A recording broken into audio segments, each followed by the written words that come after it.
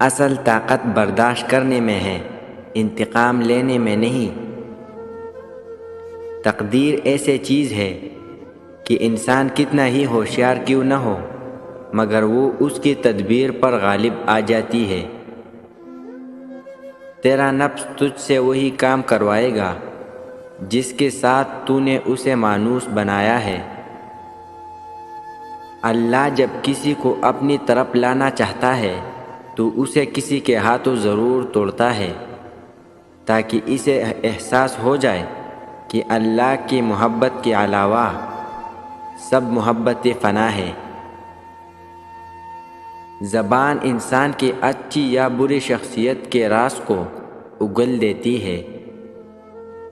اللہ تعالیٰ جب کسی بندے سے دوستی کرنا چاہتا ہے تو اس کی زبان پر اپنا ذکر اور دل پر اپنی فکر کے دروازے کھول دیتا ہے۔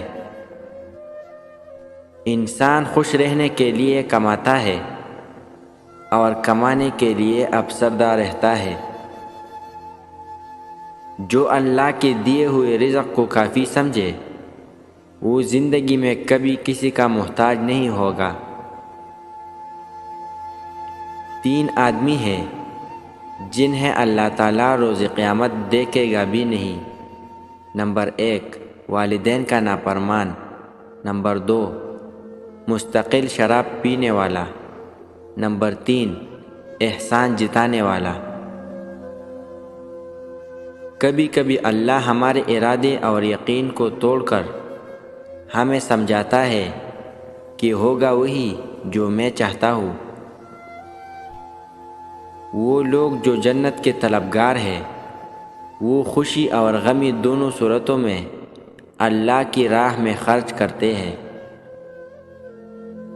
سائل کو خالی نہ لوٹاؤ کیونکہ یہ اللہ کا تم پر کرم ہے کہ اپنی مخلوق کو تمہارے دروازے پر بیچتا ہے۔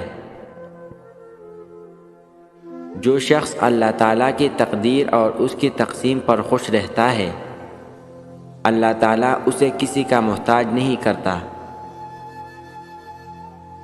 جو تمہاری خاموشی سے تمہاری تکلیف کا اندازہ نہ کر سکے اس کے سامنے زبان سے اظہار کرنا صرف لفظوں کو ضائع کرنا ہے۔